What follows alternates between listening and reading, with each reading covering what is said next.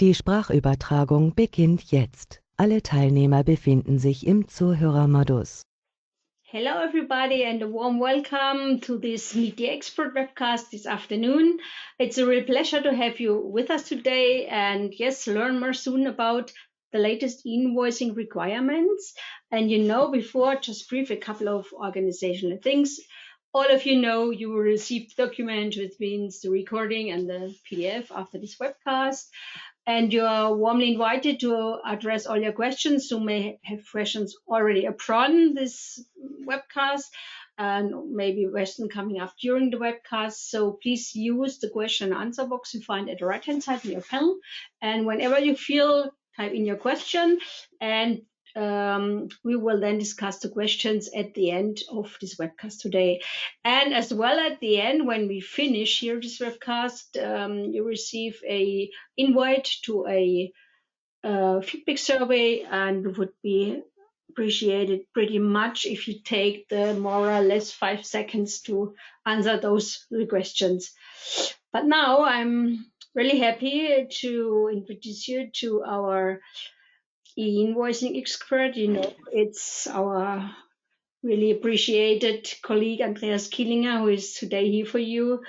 And yes, Andreas, it's a pleasure to have you today here in our so-called Meet the Expert studio. A warm welcome to you. And dear attendees, have a really interesting webcast. And I hand over to you, Andreas. Thank you very much, Ines. And hello to everybody here in this call. My name is Andreas Killinger. Some of the participants knows me already.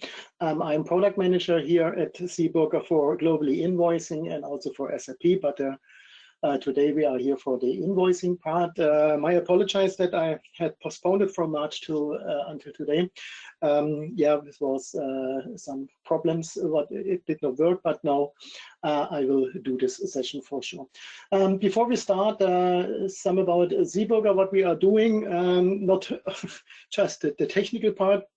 We have also some very interesting memberships where I'm involved in. One is the Pferd member. This is for the German Zugpferd format. The next one, I am a member of the GINA Global Exchange Network Association. This is for distribute invoices from one country to the next. Sometimes you need a GINA membership.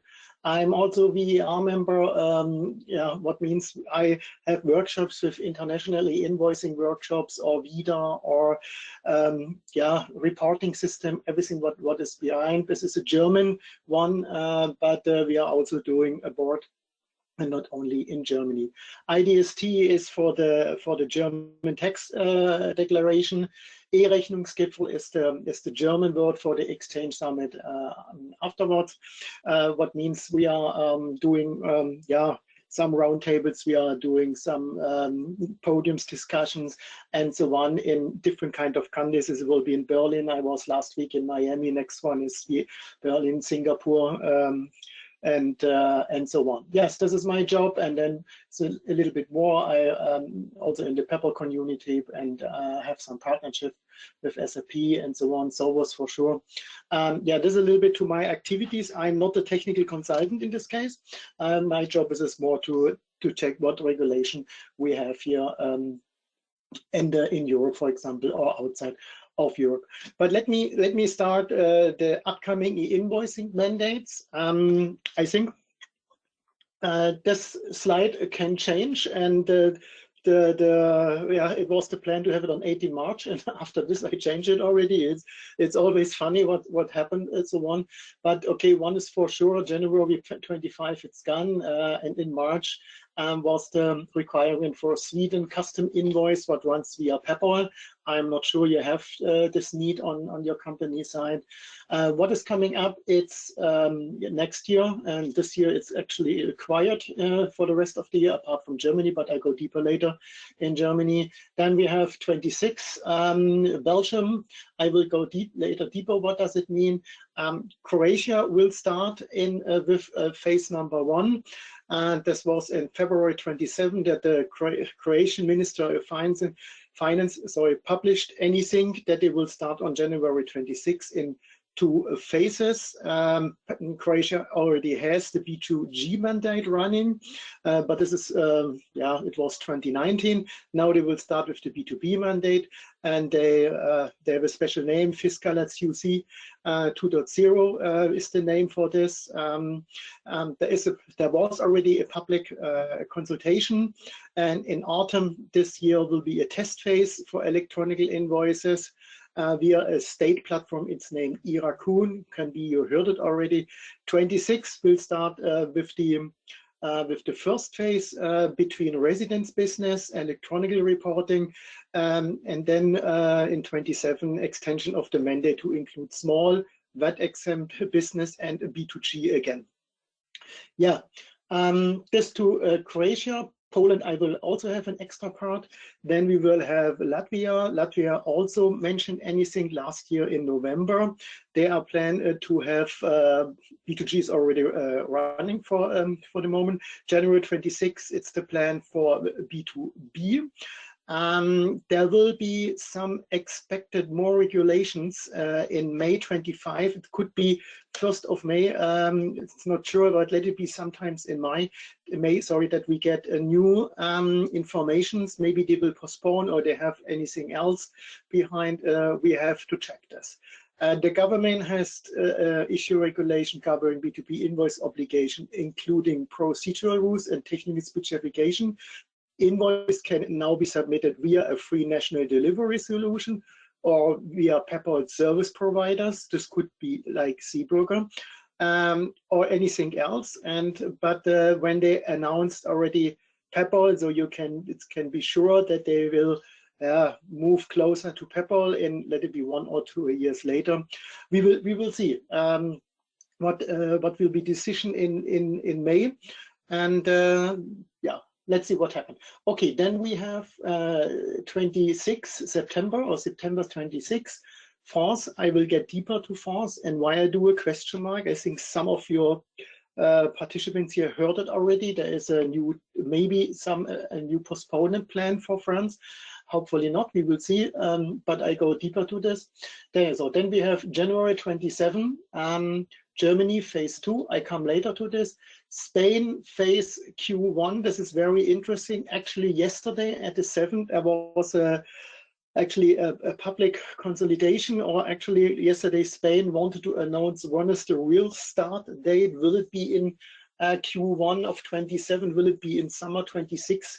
Currently I have no information. Okay, it was yesterday, so it can be some days longer needed.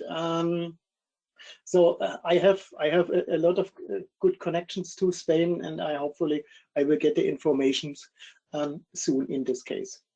Croatia already mentioned. Then Slovenia is on the way. This is a proposal with a Peppol exchange and to start in 27. And what means this would be a delay of 7 months. It was planned for June 26. Yeah, we will see. Also here will be in summer a final information. Will it be really so? Will it be, or is there any changes planned? And also here is Peppol Network Exchange, one of the most important part to exchange the invoices. Hopefully it will be so, will be for all of us the best way to use the Peppol network in the EU standard EN 6931 format. Yeah, let's see what's coming up. There will, what I said, there will be another announcement in summer, and then, but I think they will not postpone because with Slovenia, actually, everything will be fine. The next one is Slovakia. Slovakia, maybe you remember, they was really quiet the last 2-3 years. They wanted to start in 24 already, then in 25. Now really they mentioned anything to start in 26. Included will be real-time reporting in the same year. So what means is the beginning of the VIDA strategy. And but also here, sorry, it is. Oh, this is a first draft legislation, and expected by the real one also in summer 25. Yeah, so what means I will have a meter expert in summer again, maybe in July, or depend on to give you a bit more information about these countries. So real-time reporting, then B2B transaction, and then they are prepared for July 2030 for the VIDA. B2B reporting and so on. There is a B2G mandate already. It's a little bit older, and but it must be a transaction if the invoice is more than 5,000 euro, then they can use electronically invoice. Next one as well, sorry, by Estonia. Also, they mention anything for B2B transaction in 27. Yeah, also here they expect in June 25 after a public consultation. Will it be so, or is this also to plan to postpone? We will see, but I don't think so. Here, the way it's not 100% sure what it will be. Will it be Peppol? I can imagine they will use it. As soon as I have more information, I will report it in my next meet expert here, E-Invoicing. So here is a postponement plan. Then will be a postponement plan here as well. I will explain it later. And January 28 is Germany phase 3. I will go later to them. Is here phase 1. And then 12 months later must be Spain phase 2 for B2B. Hopefully I get information the next 2 or 3 days that I can update here the slide desk. We don't know. Peppol, Belgium will 2 years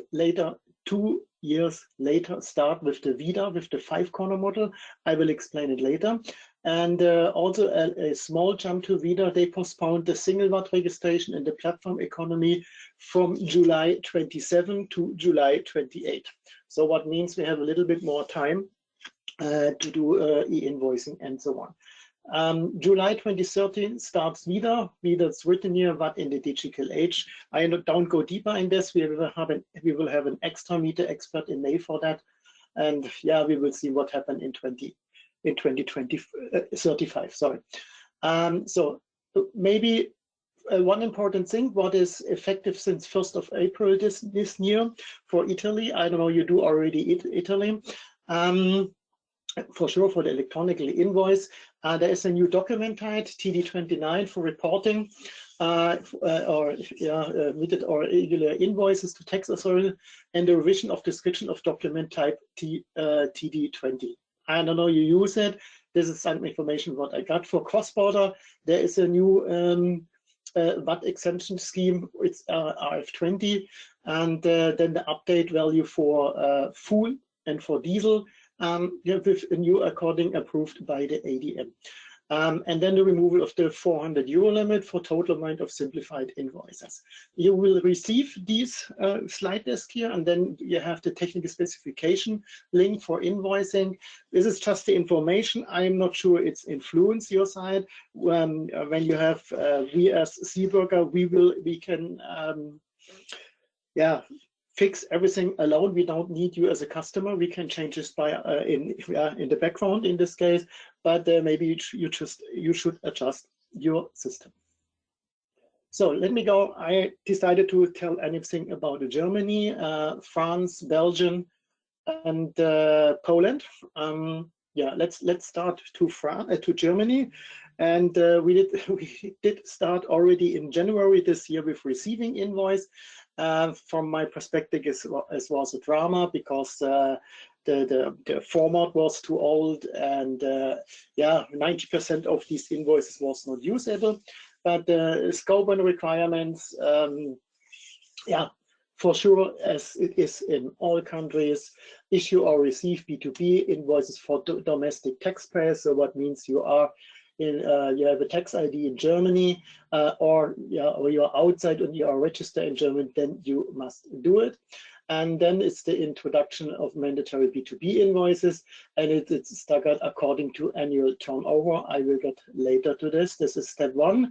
And step 2 will be the VIDA reporting, incoming and outgoing e-invoices. There are some requirements below. It's maybe interesting with paragraph 14 USTG, because this is the main part, what means ED invoices and so on. You can read this, but this is not so a drama. So we did start in January 25 with receiving invoicing is mandatory. So when you receive anything like X-Rechnung, Zugpferd, and you cannot say, no, I don't want this. You must take it. You must take it, and you must pay the invoice. You cannot get back and say, hey, I'm not ready for this. This is your problem. Yeah, then it's really, yeah, you have to call and ask him, hey, can we postpone a little bit? But by the law, by the German law, by paragraph 27 USTG, you must be able to receive an electronic invoicing in a special format. I come in the next slide with this. We name this low threshold receipt requirements. There are some exceptions. Exceptions will be, for example, a JPEG, a PDF, a paper invoice. It's still allowed. You cannot say, no, I don't want this anymore. Give me a Zugfett or X-Rechnung. They are also still allowed to send anything else. Or the old version, like a normal paper invoice, then it's the part of another invoice. And yeah, you can accept it for sure if you want to. But there is another exception. I will come on the next slide. But January 28, currently this law 27 will die. This paragraph will die. Sorry. And then also we expect that email inbox and this one, it's not valid anymore. So 28 I would prepare to receive in a technical way. So what is the German timeline for the B2B mandate? Once again, X-Rechnung, Zugpferd, X-Rechnung is UBL, Zugpferd is CII or EDI. You can use EDI if you already do it, but then it must be conform accordance EN 16931. This is a little bit like paragraph 14 US text law. What means you can use it or it's conform, for example, if the full address is in the EDI XML. So what means the street, house number, zip code, name, surname, and so on, then it's valid, then it's according EN 16921. Most of the existing EDI processes using a GLN number, a partner number, and this is not valid. Paper invoice, it's still okay, but you must not accept if your business partner starts to send, for example, an Italian invoice, then you can say, no, this is not legal, please send anything else. This is, I mean, with other electronic formats. So this is the receiving part, valid since 1st of January 25. Wave number 1, it's then, or maybe it's wave number 2. For me, it's the obligation to send, but we did the wave just for send. If you make annual money more than 800,000, then you must start in 27. All the others must start in 28. And also here is everything the same. Invoice according to EN 16931. This will be UBL CII, X-Rechnung Zugpferd, or EDI if it's with a full content like address and so on. No other formats, no PDF, no paper longer permitted in Germany. And there will be some exceptions soon from my workshops in the VER, Association of Electronic Invoices. We try to influence a little bit the finance government, the finance administration, but currently, you know, we had an election in February and we are not building a new government yet. So there can be some changes maybe in April, May, June, I don't know, but I don't think it will be postponed or the formats will change. We don't know it. Okay, Zugpferd has a special name. It's a German word. It's named Central with a C, User Guide Association Electronic Invoice Germany. But now you have to say it in German, and this is a little bit other wording. X-Rechnung is able to use via Peppol. And this is, from my understanding, actually the best way to use it, that you jump over from Zugpferd to X-Rechnung, because it's safe. You cannot influence this. Zugpferd via email, you can influence the format, you can influence the PDF part, and so on and so on. Yeah. So what should you, what do affected invoice and you need to be consider? Think about since 1st of January 25, I'm ready to receive these invoices. Is my ED invoice is this conform or compliant with EN 16931? Are my invoice issuer even able to create and send EN6931 invoices? Normally they should inform you for sure. Is my ERP system able to process EN6931 invoices?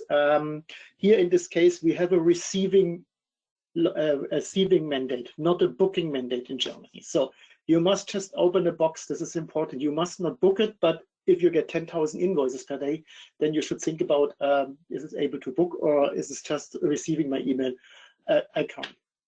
I am prepared, temporarily allowed other electronic invoices, and one is important: if you use an OCR, you have to switch it off soon. The same for the issuer, for the invoice issuer. What format would I like to send in 25 or latest in 27? Is an ED invoice in this case compliant with EN6931, and so on, or in which format I want to send it? You see, these are some questions you might have to think about when you have to do sending invoices or receiving invoices in Germany latest. And I suggest not to wait until Christmas 26 with this decision. You should start soon, because here in Germany we have more than 3 million companies, and all the companies must do electronic e-invoicing. Yeah, this is once again for transfers, X-Rechnung Zugpferd inbound. So what means the supplier can send in EN6931 invoice from one email contact to the next. This is the low threshold reception. So then you can print it out and put it in your ERP system, or you take a service provider where we take this and then we form it in your in-house format. When you have customer supplier, they are able to send a Peppol invoice or X-Rechnung in this case. SEEBURGER has an own Peppol access point, so we can also receive it from your supplier, and then we do it also in your in-house format and put it in your ERP system. The opposite way is, yes, for sure, you have to send it in an EN69 format. So we start first with the conversion at the service provider, and then we will send it back to your ERP system, or to your not to your ERP system, to your email account, and then you send it from one email account to the next.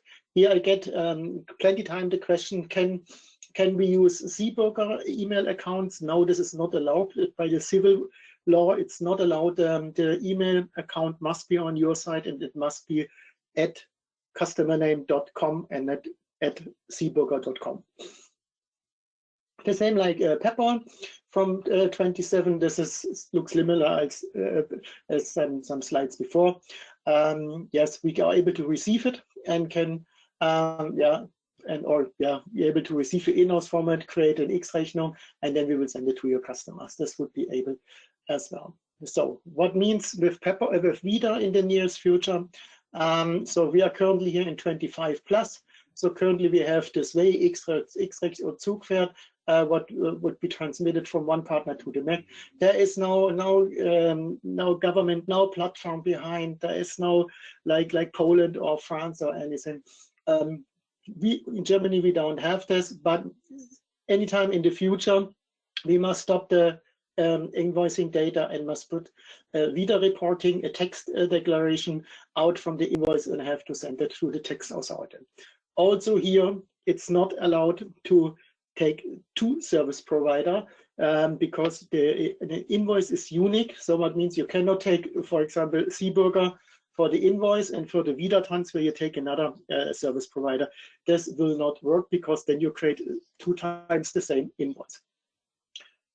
Let us go to Belgium a little bit, because Belgium is really close to 26.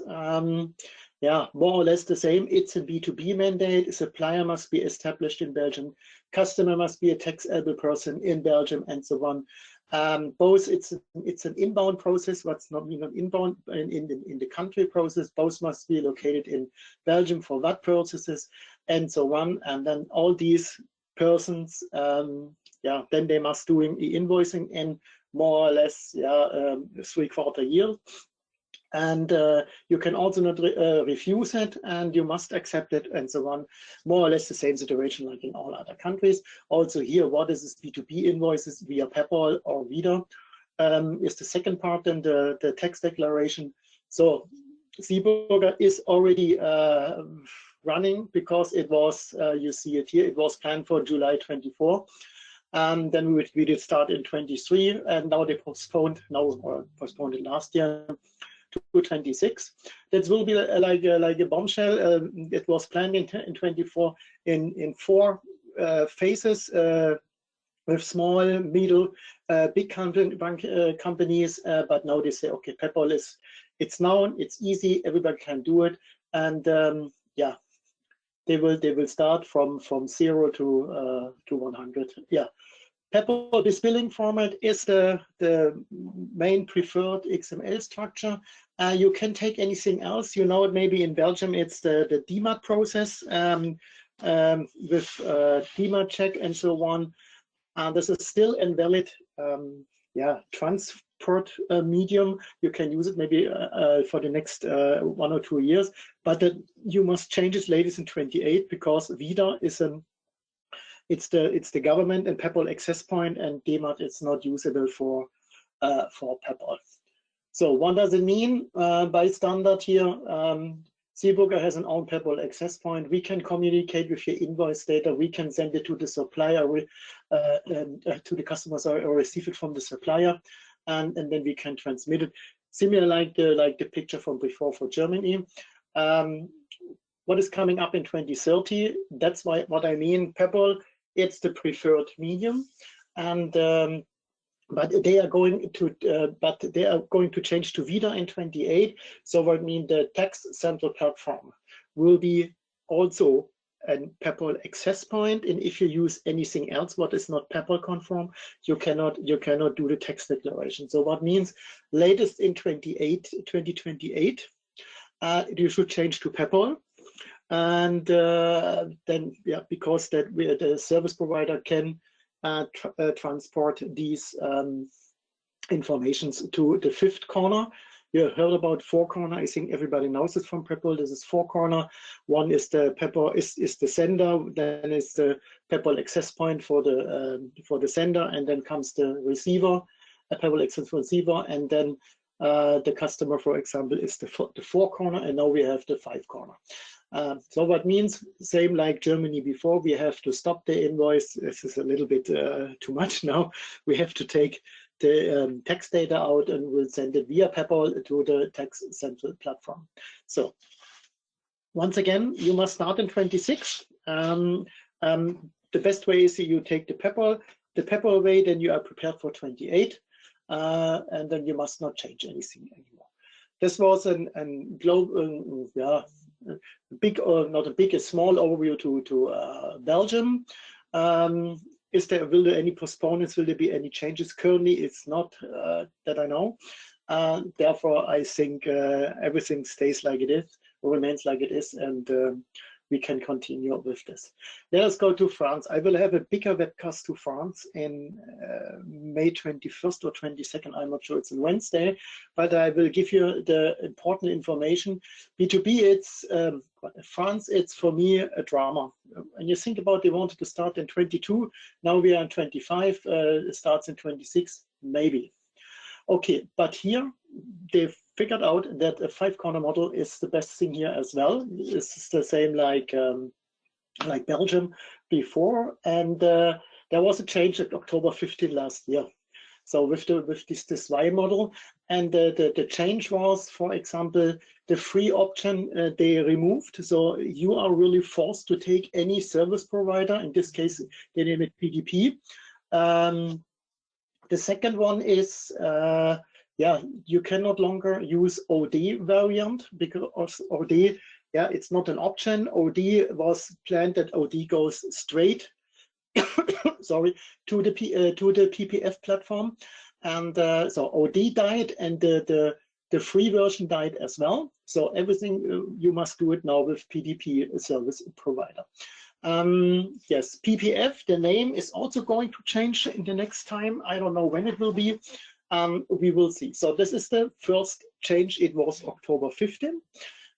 So for us, it's okay. This is it is still complicated, but it's a better overview, I would say. So, and this we get on March 27. France is considering to postponing the mandate again, the deadline. Yeah, but the final decision will be in this month, in April 24. So what their plan is to do, to postpone to September 27, so that means 12 months or 1 year, with the possibility to extend to December 27. These are the big companies. In the next slide, you know what I mean. So in 28 for small and micro companies, in September 28, also to extend it to December 2028. We don't know, we actually don't know what happened. From my feeling, yeah, I would say they will do it because they have extremely problems on the PPF platform. For all of us would be a little bit more time to realize what is to do. We will see. Important is not to wait. This is the last sentence. Go ahead. And when you have any plans to do it, or you have already in contact with any service provider, don't wait a year longer. It is just a postponement, and you will see it will be a very stressful time. I will explain why it will be a stressful time. Don't stop it. Continue like it is. If you are done a half year earlier than you are done, then be happy. So this April 24, maybe we get a little bit earlier. I think it will get a little bit later. Let it be 1st of May. This is okay. Some days more could be. So this is the what will I say? When you have to start, for me it's still September 26. So this is the large company and medium companies. These are around about 8,000 companies. They must start in September, and you see the difference with employees and revenue and so on. But you must be ready to receive or accept electronic invoice. When you are say, oh, I'm one of the 150,000 or one of the 3,800. Almost 400,000. I'm one of this part, but one of the bigger ones will send you an invoice because they had to start in September 26. Then you must ready to receive. So one is sending and receiving. You must do it if it's if it's so you must do it. But you see, almost 4 million companies there. It will be a hard work. So this is the old version. With the now we have the Y model here. This is the old version here, and this removed the OD part. It's not longer existing anymore. Here also OD part. It's not longer existing anymore. They are invalid. Also the version what I say PPF actually had a version for a free version for small or micro companies to send the data to PPF. This is also not available anymore. It should be happened via the PDPs. So what means this entire way moved, and it looks now like this. So, and what does it mean? I will explain it in the next slide. It's very interesting. Yes, this is the global picture. And they have 4 flows: the invoicing flow, lifecycle flow, e-reporting flow, and directory flow. So what does it mean? I go in detail with the next slide, but it is very confusing. Required process flow. So this is step 1, 2, and 3. So this is the standard, the invoicing transfer in the standard formats. You can also take other formats, but the standard format it's prepared, and yeah, the invoice goes to the PDP, not the invoice data for sure goes to the PDP, and the PDPs have to transfer the data from one to PDP to the next. And in parallel, they have to transfer in step number 1 the invoice data stream to the PPF. So this is a double way. The same for sure for opposite. This is the outgoing procedure here, still 26. And they would like to have just the regular invoice data stream, but this is the work of the service provider. Everything else, it's legal. With other formats like UBL, this is our part, and also our part is to transfer just the stream to PPF. So this is the life cycle flow. We have around about 8 life cycle status. So what means the PPF really would like to know when an invoice is created, when an invoice is accepted, when an invoice is received, when an invoice is incorrect or errors in it, and so on. All this information is a part of the supplier and of the buyer, and for sure a part for the PDPs, for the service provider. By the way, PDP are the service provider.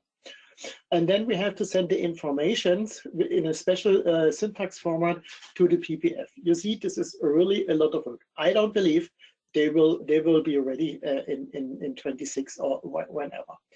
And then is the next part, also valid from 26, it seems so. So this is the first time I think that you heard it. It's BI to B, B to BI, and BI to BI. So what does it mean?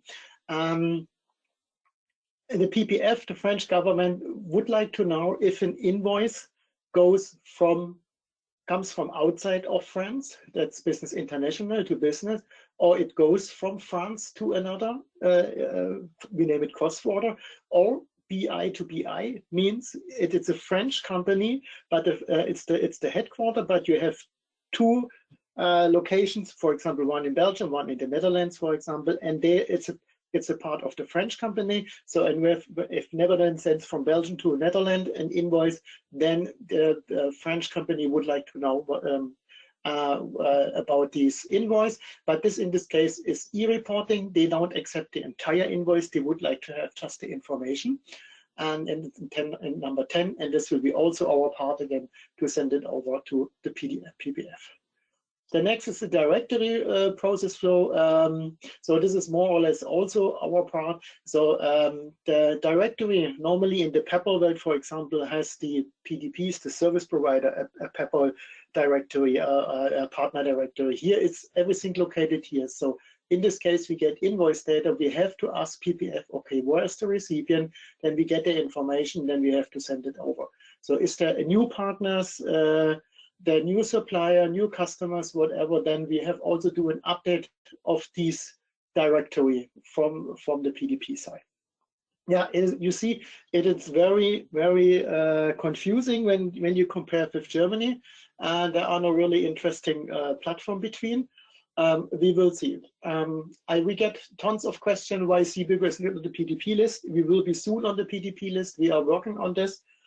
There's some things what we always have to deliver. There's a standard, and I think it's a question of some weeks that we are also a certified PDP provider for France. Yes, now our last portal, it's Poland B2B. Yeah, we are actually good in time. Okay, more same, the same like everywhere. It's a part of the CTC process. This is continuous transaction controls, closing the VAT gap, the name of this database or this portal or whatever it's named, KSEF or XEF, depend on how you speak it. It was already start to plan in 2022. Now we are in 26. I don't know how long they will postpone. I am not sure. Peppol, it's for the B2G mandate. I think so far I know this is just one country in Europe. They have different kind of ways for B2G and B2B. I don't know why they don't use Peppol also for B2B. It's not my decision. But it will remain for the first time. I didn't hear anything that they will postpone. Yeah, what is who must do it? For sure, the same in active VAT payers in yeah, they are registered in Poland or they are exempt from VAT. Important is they have these when you have these tax identification number, the NIP ID, then for sure you must do it. And yeah, by the end, everybody asked me what is currently in scope. This is domestic and foreign invoices, corrective invoices, self-billing invoices for B2B. This is the part what you have to deliver. Here are some little bit requirements. This is it's a technical thing that you know what is actually to do from our side here, from the perspective of the service provider. Everything is very complex in this format. I don't know, they need more than 300 fields. There's a new version. We are currently update our existing solutions on version FA3.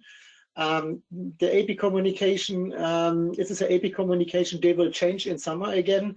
I don't know what happened in this case. You see, yeah, there is a lot of, and important is that you receive later these KSEF number. I will explain it in a slide later. What does it mean? We rename it UPO. Has for sure a Polish meeting. Yeah. But now my big question mark in my eyes, I'm not sure is it working.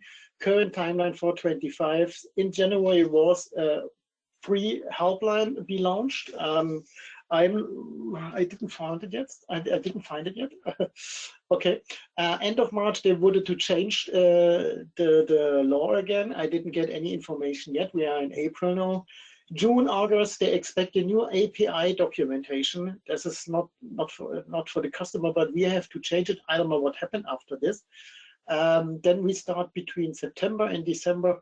It's the testing phase of the new API. Okay, and in November, it's the case of production environment. So if there are any errors between September and December, and then you move this to production, yes, I think you know what I mean. I think it will be for sure a postponement. I don't believe currently on the 1st of February 26 for the first step for the Polish zloty 200 million, and what means is around about, I think it's 25 million euro. And the second part for all the others will be 1st April of 26. But when you compare with this timeline, November and September, December, and 1 month later is the go live, I'm not sure this is realistic.